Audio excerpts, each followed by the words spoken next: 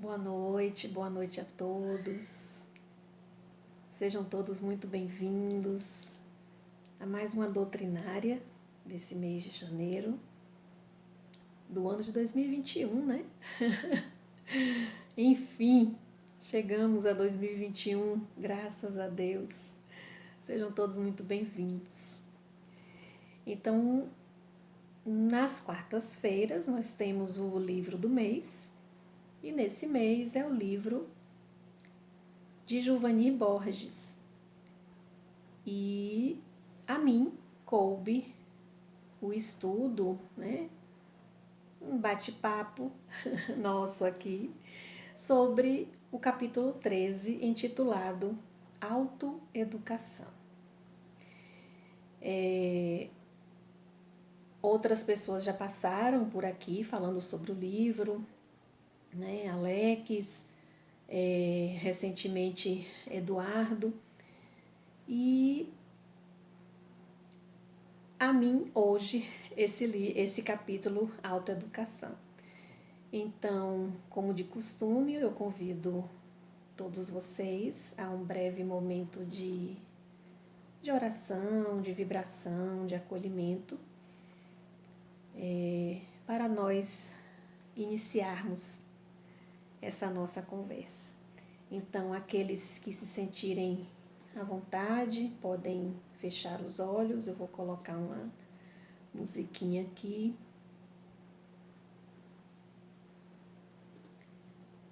E nós vamos fazer então a nossa prece. Vamos inspirar e expirar calma e profundamente.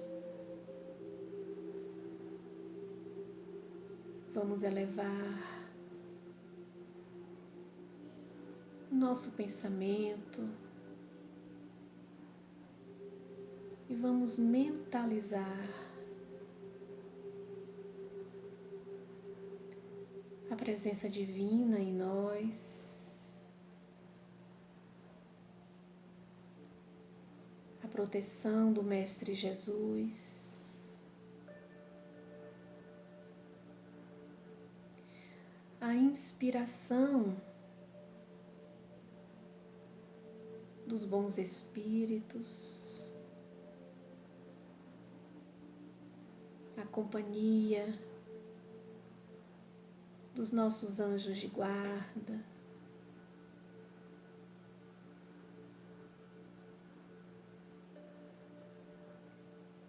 e a essa harmonia que nos une nesse momento.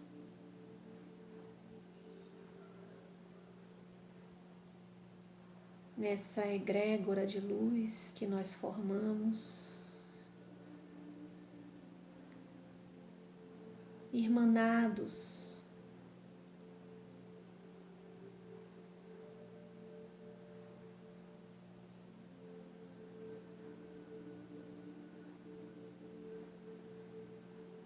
com o mesmo objetivo,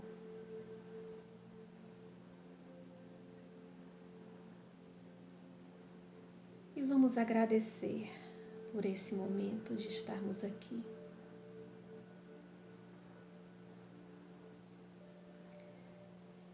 Para mais uma noite de aprendizado,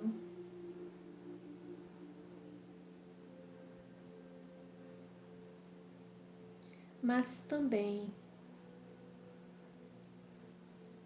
para pararmos um pouco e vibrarmos e orarmos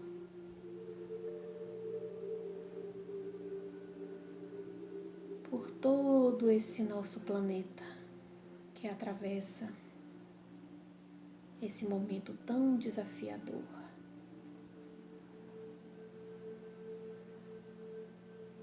Com sentimento de gratidão, nós iniciamos mais um trabalho doutrinário. Que assim seja.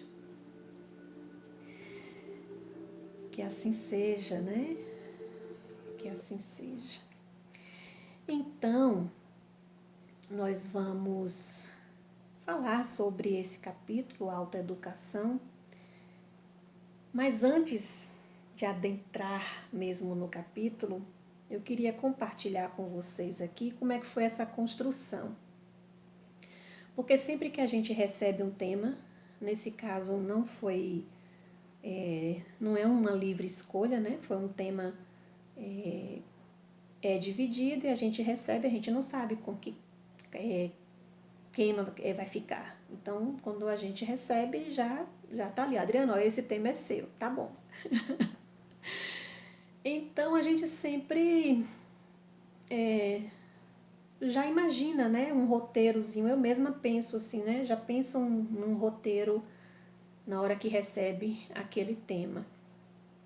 E a gente não deixa claro, né, de buscar uma inspiração, de pedir uma inspiração, porque na verdade nós somos instrumentos, né, para esse momento de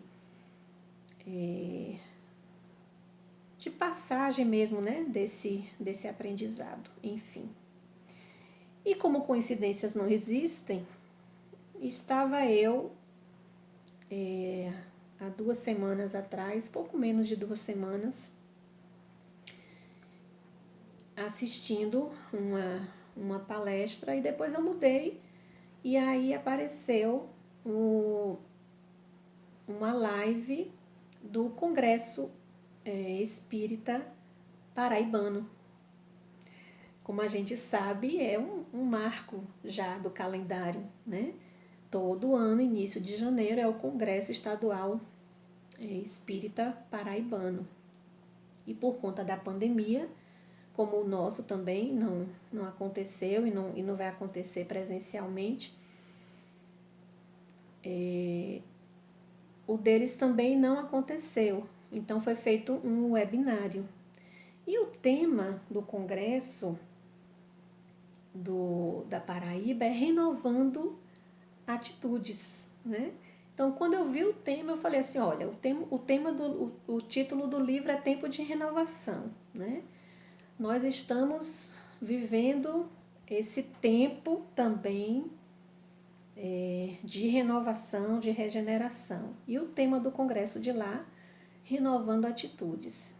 E quando eu vi quem estava abrindo o congresso, nada menos do que Sandra Borba, excelente palestrante, para quem não conhece, depois pesquisa sobre ela, evangelizadora infantil, de lá do Rio Grande do Norte. Denise Lino, de lá da Paraíba, e Divaldo Franco. E aí eu fiquei assistindo, né?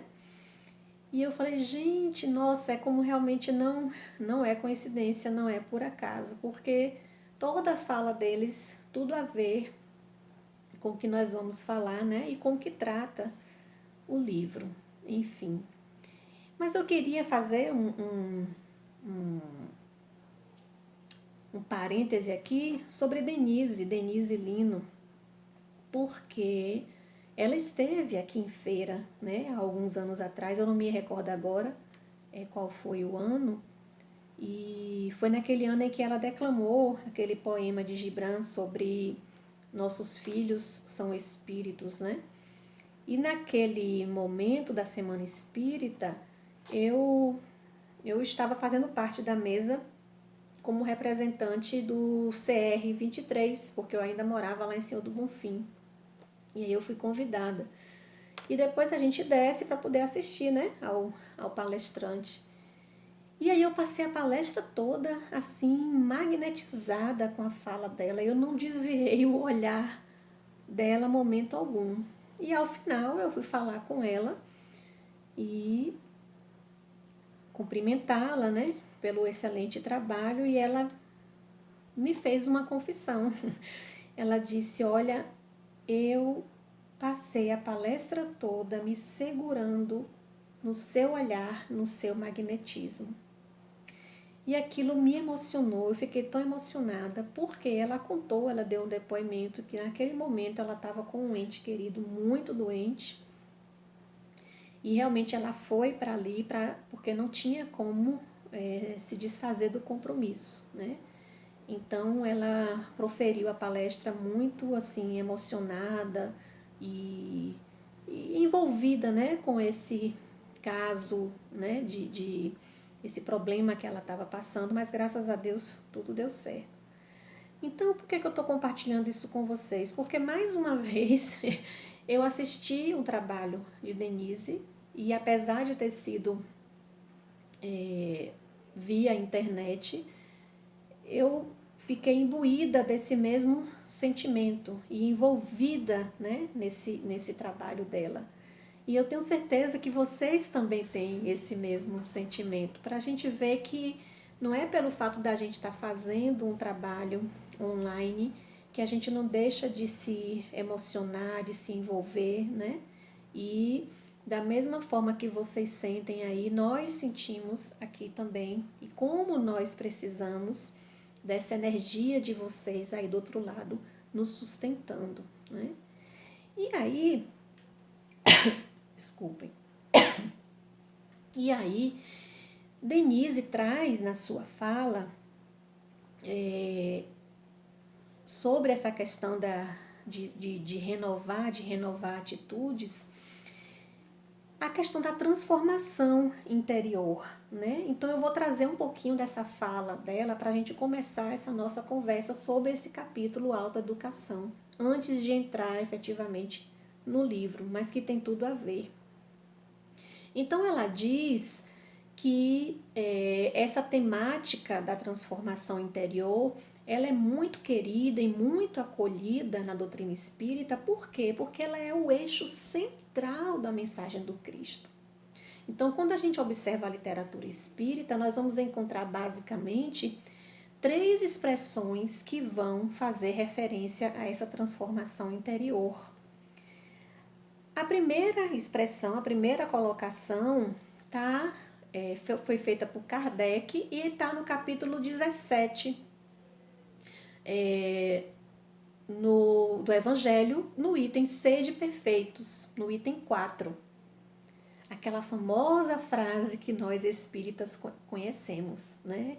Reconhece-se o verdadeiro espírita pela sua transformação moral e pelos esforços que emprega para domar as suas más inclinações.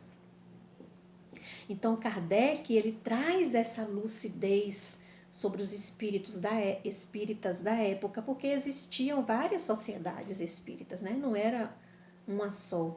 Então, sobre os espíritas que frequentavam aquela sociedade, sobre esse caminho dessa transformação interior, né? Então, Kardec, ele traz nessa visão dele uma perspectiva filosófica, né? Nos escritos que ele faz, quando ele fala da necessidade da transformação moral. Num outro momento, isso a colocação de Denise. Num outro momento, esse processo de transformação moral, ele ganha uma outra conotação muito bem descrita e muito bem representada e citada nas obras de Emmanuel, psicografadas por Chico Xavier, que é o termo reforma íntima. E eu até já citei aqui num outro trabalho que eu fiz, que eu particularmente não gosto desse termo. Mas aí eu passei a entender que naquele momento fazia sentido, porque Denise, ela elucidou sobre isso, eu achei interessante.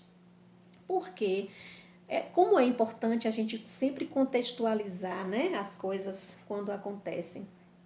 Então, contextualizando esse termo, ele era apropriado àquela época, a época em que Chico estava psicografando as obras, por conta do período de transição que o país passava. O Brasil era um país eminentemente rural e estava passando para ser um país urbano.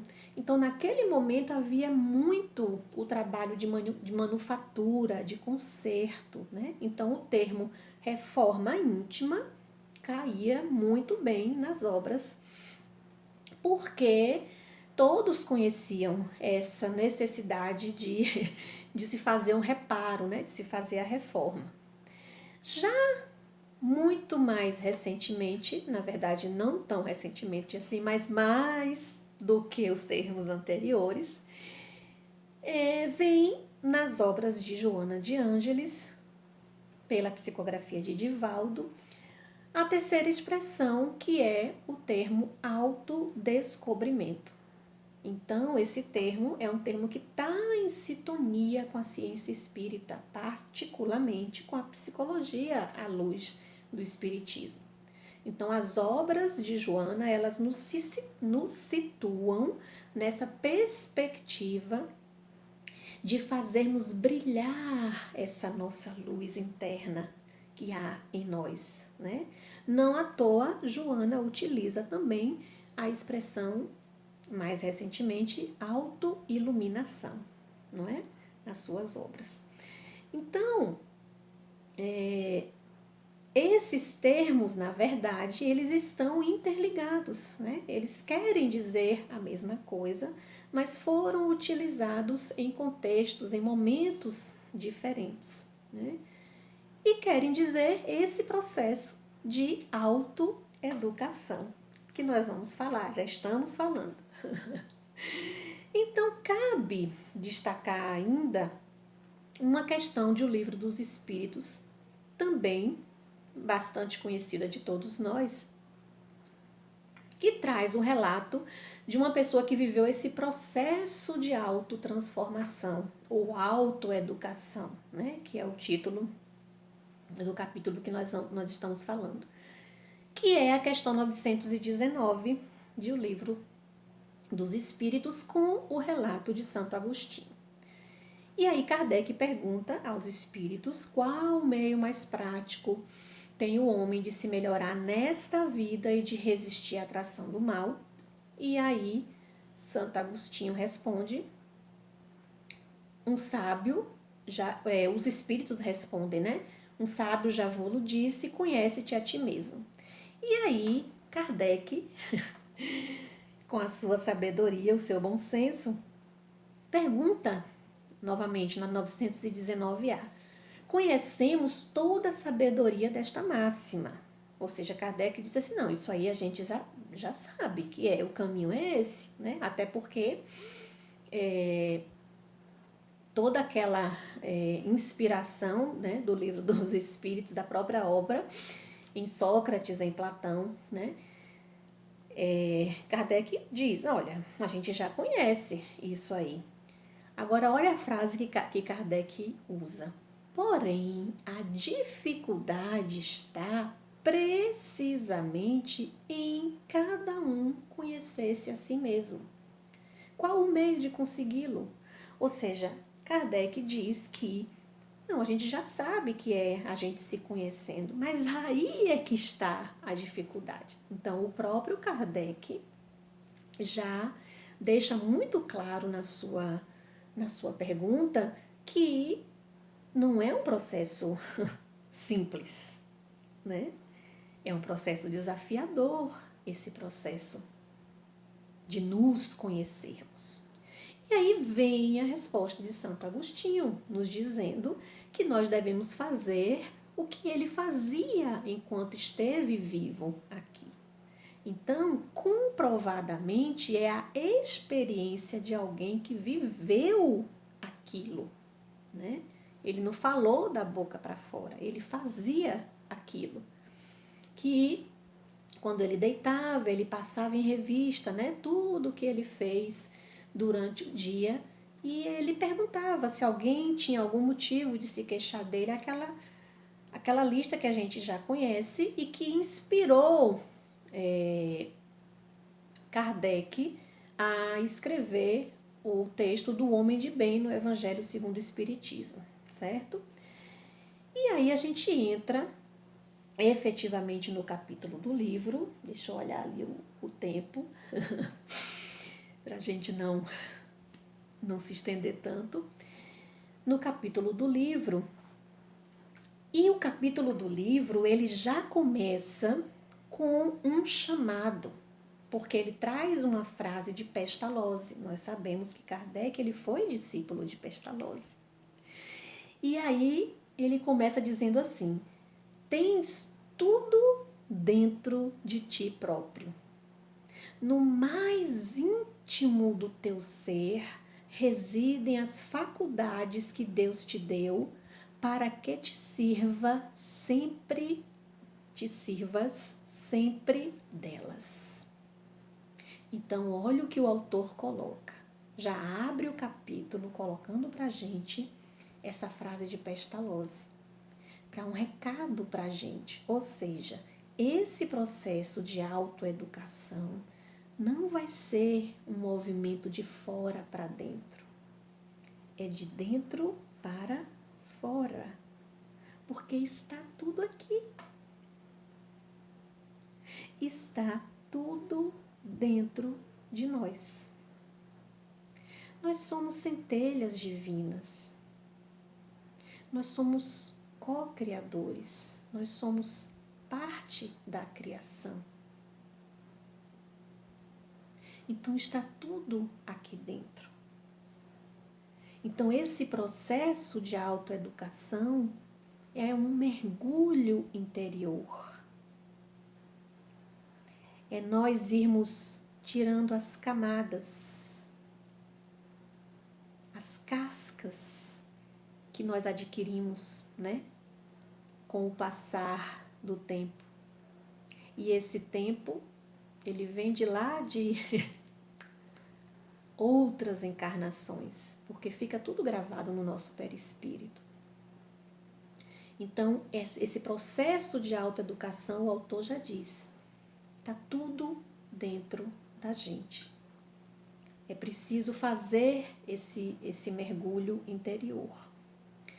E aí ele cita também uma frase do livro O que é o Espiritismo, que diz o seguinte: o nosso mundo pode ser considerado ao mesmo tempo como escola de espíritos pouco adiantados e cárcere de espíritos criminosos.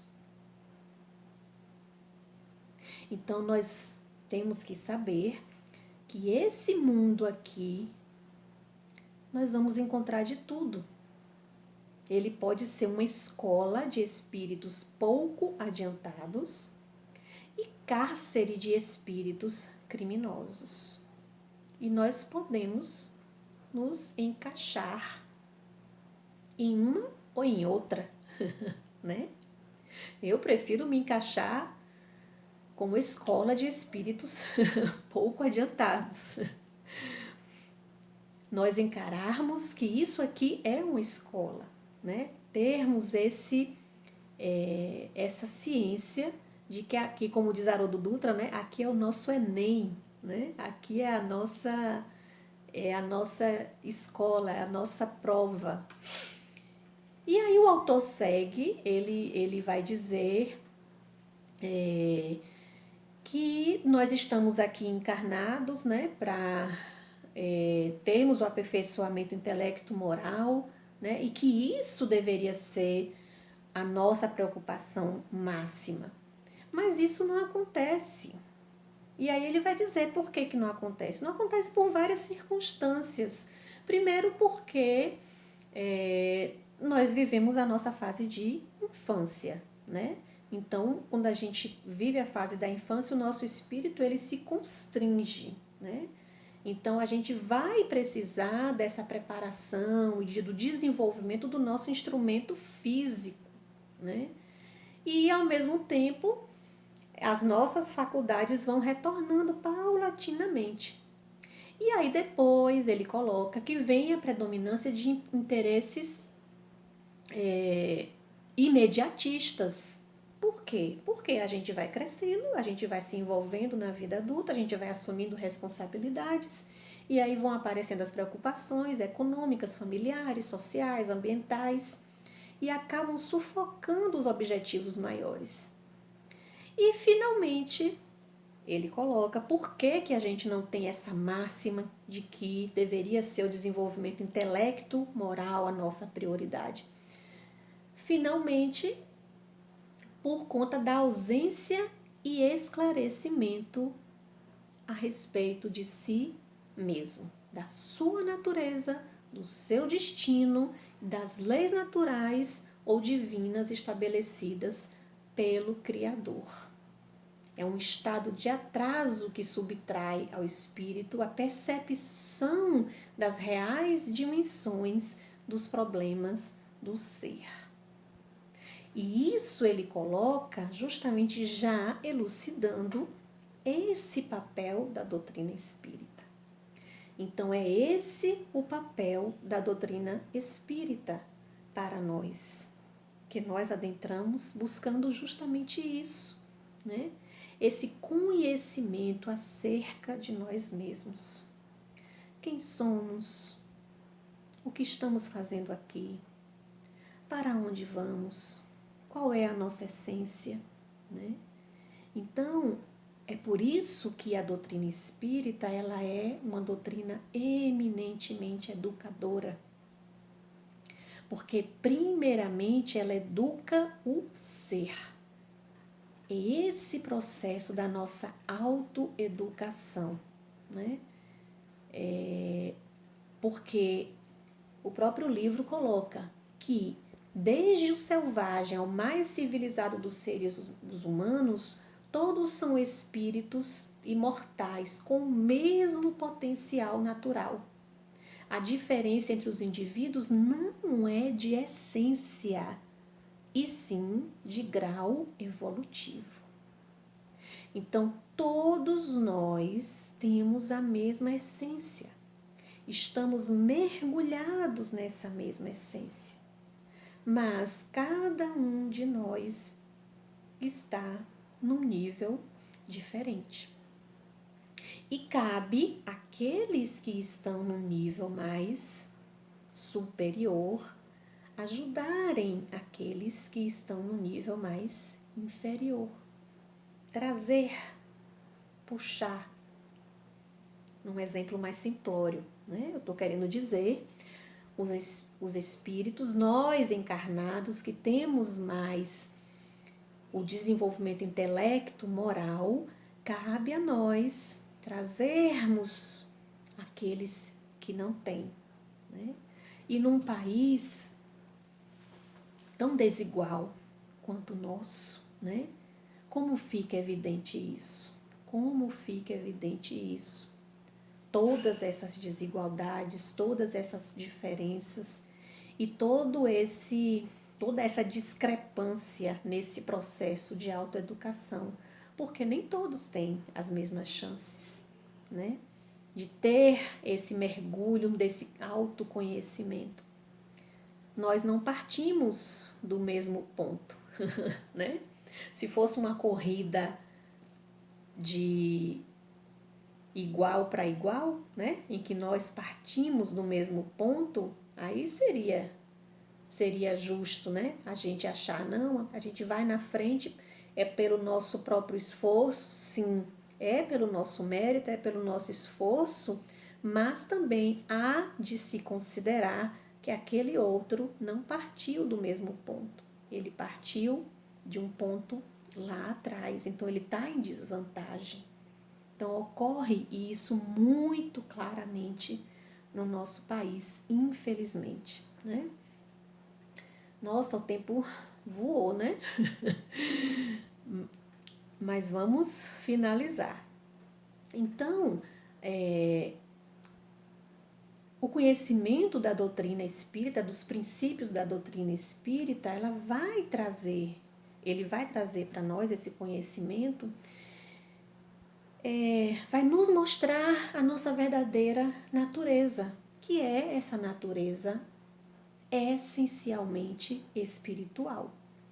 Então, nós temos essa natureza espiritual e é nela que nós penetramos, devemos penetrar, né? E aí o autor coloca que nenhum homem é destituído de alguma aptidão, de determinada qualidade positiva ou de qualquer talento que não possa ser estimulado e desenvolvido. E ele coloca que mesmo nos casos de anormalidade física ou psíquica, que dormitam no interior, no íntimo do ser, as possibilidades de despertamento e de crescimento. E realmente, né? Tanto que a gente vê muito nos livros, nas obras de André Luiz, né? Casos de pessoas com demência, mas que em desdobramento tá lá o espírito normal com suas faculdades, né? Então dormita no íntimo desse ser as suas possibilidades de despertamento e de crescimento. Então a autoeducação, o autor coloca, consiste em adquirir valores novos e inventariar os existentes, aperfeiçoando sempre, aperfeiçoando sempre.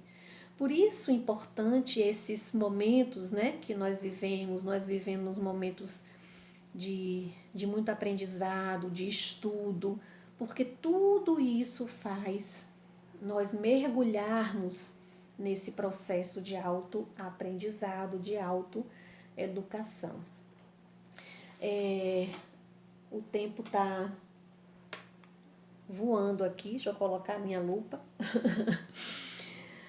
Eu já vou finalizando e eu queria, antes de finalizar, trazer um trecho tá lá na Gênese, né? Os milagres e as predições segundo o Espiritismo. Logo no início diz assim: o maior milagre que Jesus realizou, aquele que atesta verdadeiramente a sua superioridade, foi a revolução que os seus ensinamentos operaram no mundo, apesar da exiguidade dos seus meios de ação.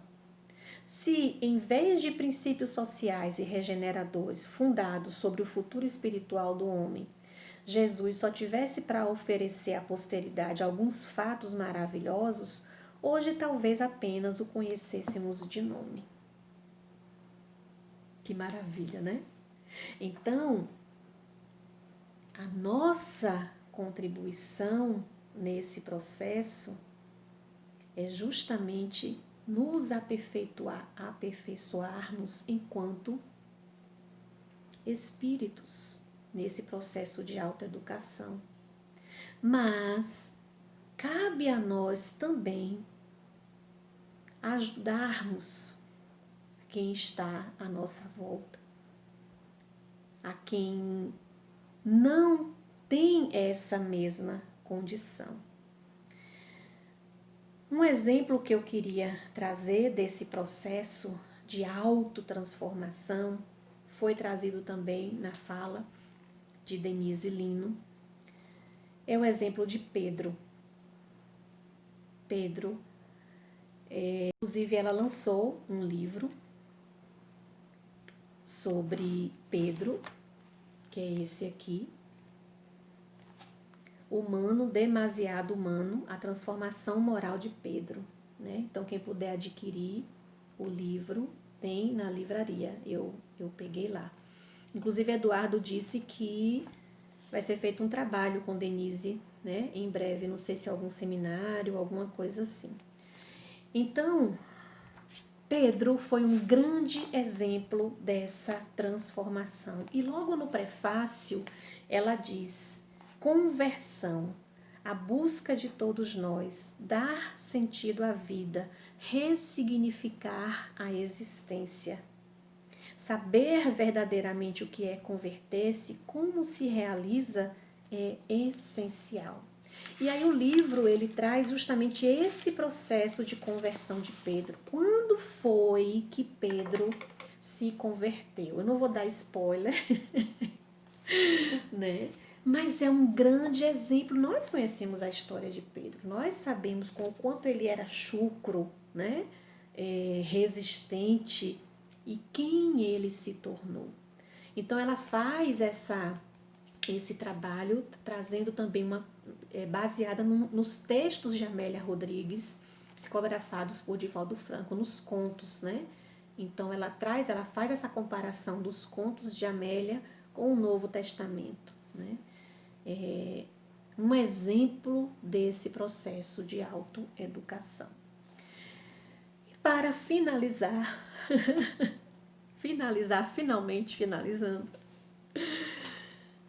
dizer que esse processo de autoeducação, ele é gradativo.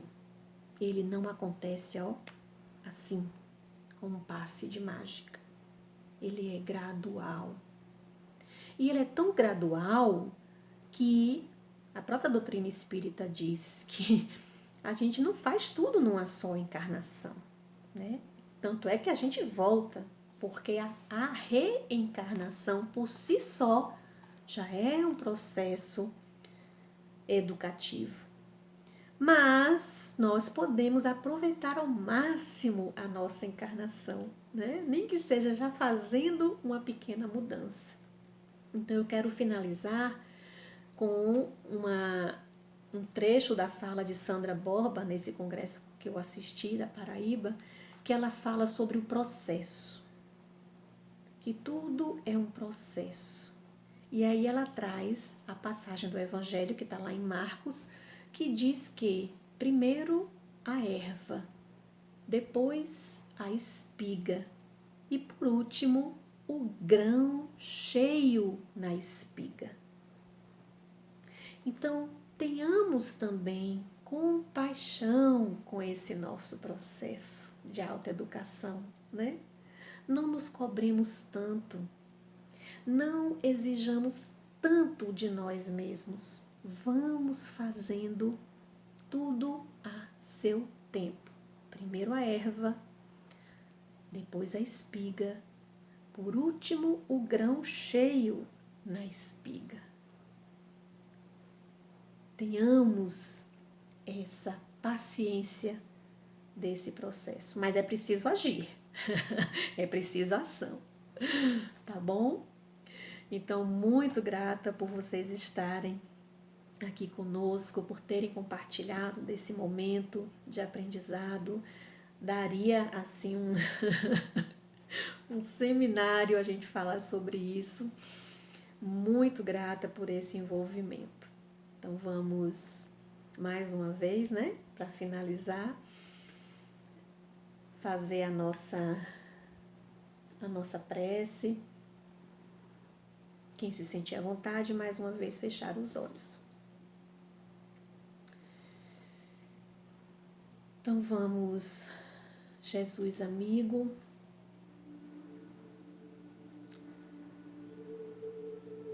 finalizando esse nosso encontro de hoje, desta quarta-feira, agradecidos pela tua presença entre nós, a presença dos bons espíritos. Que essa energia amorosa invada, tome todo o nosso lar, o nosso templo momentâneo, e que chegue também ao nosso templo físico, da nossa sede, da nossa querida SEF.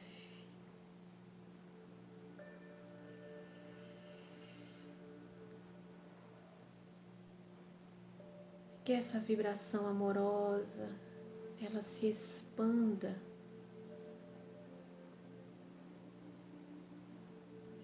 por todo o nosso planeta,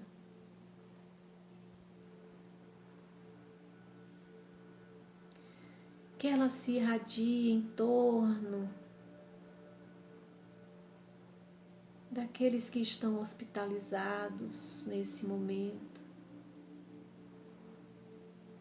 nessa luta entre a vida e a morte.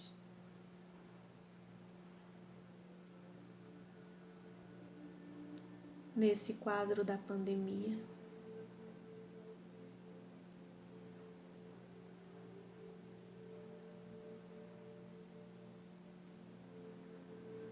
Envolve, Jesus, nosso governador espiritual, o nosso planeta, com o teu amor, com a tua misericórdia, com a tua luz.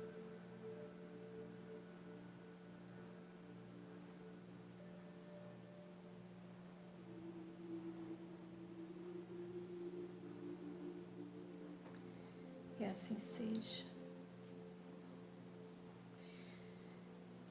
Gratidão a todos, mais uma vez, uma boa noite, fiquem com Deus, um excelente restinho de semana e até uma próxima oportunidade, se Deus quiser.